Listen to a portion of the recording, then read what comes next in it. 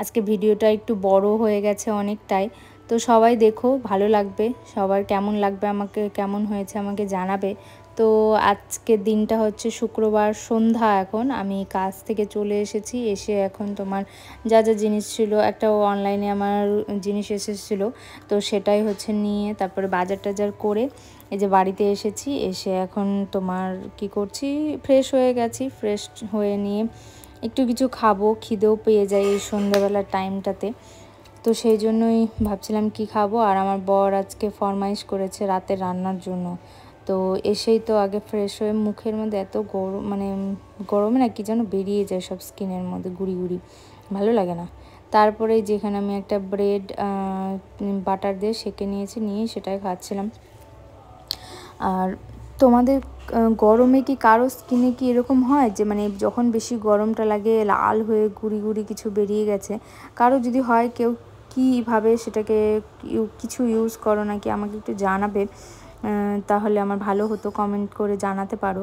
তো তারপরে এখানে আমি কিছুক্ষণ বসে থেকে রেস্ট নিয়ে, এই সময়টা একটু পাই যে রান্না করার আগে, মানে কাজ থেকে এসে কিছুক্ষণ এখানে মোবাইল দেখি, কিছু কাজ থাকলে কাজ করে নিয়ে তারপরে তোমার আবার সেই রান্নাঘরে চলে যাই রান্না করার জন্য। আর এত গরম পড়ছে না, এই গরমে মনে হয় কি যত রান্নাঘর থেকে দূরে থাকা যায় তত ভালো, এরকম মনে হয়। তো এই যে ব্রেড আছে, আর এই যে মেয়োনিজ, তারপরে কেচাপ, এগুলো কম দামের মধ্যে ছোট ছোট হয়, বেশি নিয়ে এসে নষ্ট হয়, সেজন্য ছোট ছোটোগুলো নিয়ে আসি। তো আমি এদিকে সব রেডি করে নিয়েছি। তোমার রসুন, আদা, পেঁয়াজ, টমেটো, এগুলোকে সব একদম ছোটো ছোটো করে কী বলে এগুলোকে গ্রেট করে নেবো আর কি। এই জিনিসটা আমি অনলাইন থেকে কিনেছিলাম। টমেটোগুলোকে কেটে নিচ্ছি, অল্প করে চিকেন এনেছি। আমার বর বলছে যে চিকেনের হচ্ছে চিকেন নিয়ে এসে স্যুপ বানাবে, আর হচ্ছে স্যান্ডউইচ বানাবে। ব্রেড যেহেতু আছে, ডিম স্যান্ডউইচ বানাতে বলেছিল, এর আগে বানিয়েছিলাম, সেটা ভালো লেগেছে, তাই ওটা বানাতে বলেছিল। তো আমি ডিম স্যান্ডউইচ বানাইনি, তোমার চিকেন এনেছিলাম, তো আমি ভাবলাম চিকেন দিয়ে বানাই, তো সেই জন্য এখানে চিকেন করবো, ওটার জন্য এটা গ্রেট করে নিয়েছি। এই জিনিসটা কি কাজে লাগে আমাকে একটু জানাবে। তো আমি তো বুঝতে পারছি না এটার সাথে এটা কেন দিয়েছে। এই যে চিকেনটা একদম অল্প পরিমাণই এনেছি, কালকে নিরামিষ, সেই জন্য রাত্রেই যেন শেষ হয়ে যায়। এই যে সব আমি এখানে তুলে দিয়েছি রান্নাটা। আর এদিকে সবজি কেটে নিয়েছি, এটা স্যুপের জন্য গাজর, বিনস, আলু দিয়েই আমি, এগুলো ভালোই লাগে। আর চিকেনটা আজকে কম হয়ে গেছে, ওই জন্য একটু সবজি দিয়েই করছি, পেঁয়াজ আর রসুন দিয়ে দিয়েছি। যে এখানে সবজিগুলো দিয়ে হালকা ভেজে নিয়ে চিকেনটা দিয়ে হালকা ভেজে নিই। এই যে দেখছো গরমে আমার অবস্থা, কত ঘেমে গেছি, মানে কি বলবো, এতই গরম এখানটায়। তো তারপরে এদিকে হয়ে গেছে কষা কষা একদম চিকেন, বোনলেস চিকেনটাই যে বানিয়ে নিয়েছি, এটার মধ্যে শুধু একটু না দিয়েছি, সস দিয়েছি, কেচাপটা দিয়েছি অল্প করে। তারপর কেচাপ আর মেয়োনিজটা দিয়ে একটা ব্যাটার বানিয়ে নিচ্ছিলাম, যেটা আমি হচ্ছে লাগাবো, তোমার ব্রেডে লাগাবোর জন্য। তো সেটাই এখানে তৈরি করে নিয়েছিলাম। খেতে কিন্তু ভালোই হয়েছিল, খারাপ হয়নি, টেস্ট লাগছিলো। এই জিনিসটা আমি ফার্স্ট টাইম বানিয়েছি। তো তারপরে এদিকে একটা ওই যে ব্যাটারটা যেটা বানিয়ে নিয়েছি সেটা লাগিয়ে দিয়ে তার উপর দিয়ে চিকেনের ইয়েটা দিয়ে দিয়েছিলাম, দিয়ে তোমার হচ্ছে তার উপর করে একটা করে ব্রেড দিয়ে দিয়েছিলাম। তো আমার তো মানে আমি তো ওইভাবে রান্না, মানে অত ভালোভাবে আমি রেসিপি বলতে পারি না বা করতেও পারি না। আমাকে কেউ যদি যখন বলে যে এটা রান্না করো, তো তাহলে সেটা আমি করে দিই, সেটা ভালো হয়। নর্মালি আমার রান্না খুব একটা যে ভালো তা না। কেউ আমার কাছে আবার খেতে চাইলে কোনো জিনিস, বা কেউ বললো যে এটা রান্না করো, তাহলে হয়তো সেই রান্নাটা ভালোও হয়, খাওয়াও যায় আর কি। তো সেটাই হলো কথা। আমার বর আজকে বললো যে এটা রান্না করো, তো সেটাই আমি নিয়ে এসেছিলাম রান্না করার জন্য। তারপরে বাটার লাগিয়ে দুই পাশে এক পাশ ওপাশ করে নিয়েছি। এখানে আমার বর কি বলছে সেটা শোনো।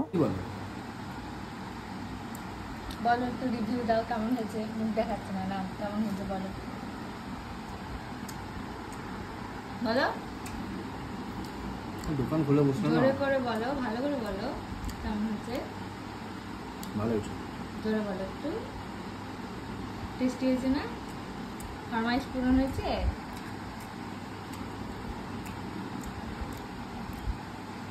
আমার বর ক্যামেরার সামনে আসবে না, তো সেই জন্য আর কি বললাম, ওকে বললেন যে বলো একটু রিভিউ দাও কেমন হয়েছে। তো তো বলছে যে কোথা থেকে এনেছো, দোকান থেকে কি কিনে এনেছো? আমি বললাম না তো, দোকান থেকে কেন কিনে আনবো, বাড়িতে বানিয়েছি। বলি সত্যি? আমি বললাম হ্যাঁ। তো বলছে যে ভালোই হয়েছে। তো সেটাই একটু আমি রেকর্ড করে নিয়েছি। খাওয়া দাওয়া তো ঠিক আছে, রান্না করতেও ঠিক আছে, রান্না করার পর যেই যে কাজটা যে সব পরিষ্কার করো, বাসন ধোও, এটাই আমার ভালো লাগে না। এত বেশি বাসনপত্র, মানে এত বেশি বাসনপত্র, এত মোছা গোছা, মানে পুরো রান্নাঘর পরিষ্কার করা, এই জন্য পরের দিন নিরামিষ যদি থাকে তাহলে তো আরও মুশকিল হয়ে যায়। তো এটাই হচ্ছে কথা। তো আমি হচ্ছে এদিকে খাওয়া দাওয়া তো হয়ে গেছে, এখন খাওয়া দাওয়ার পরে এটাই করাটাই বেশি মুশকিল। তো তাও সবার প্রথমে তো আমি গ্যাসটাকে পরিষ্কার করে নিলাম।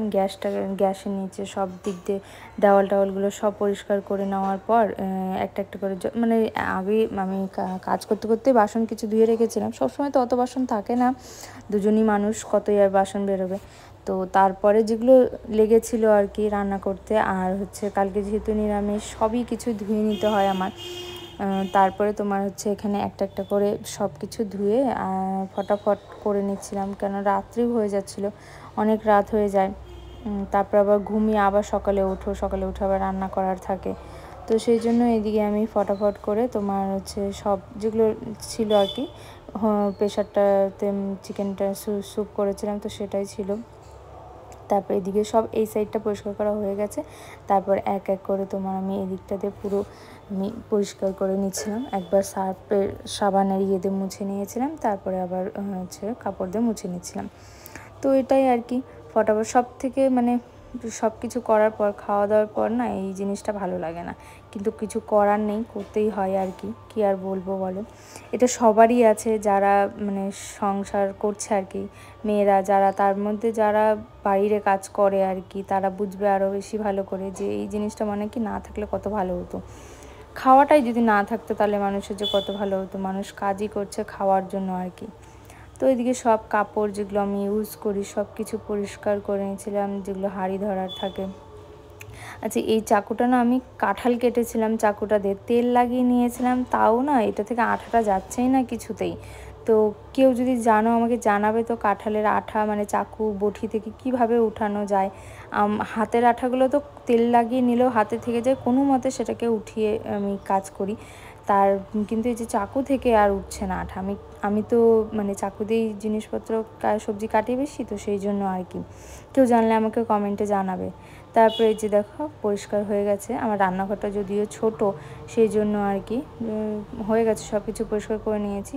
আর এই যে উপরে এক্সস্ট ফ্যানটার অবস্থা দেখো, এটাকে কিভাবে পরিষ্কার করব আমাকে একটু বলো তো, তেল পড়ছে উপর থেকে। তারপরে সব কিছু পরের দিনের জন্য রেডি করে নিয়েছি। এখানে চাল ভিজিয়ে রেখেছি, আর এখানে আলু আর পটল কেটে রেখেছিলাম, কিছুটা আলু পটল তরকারি আর কিছুটা ভাজা।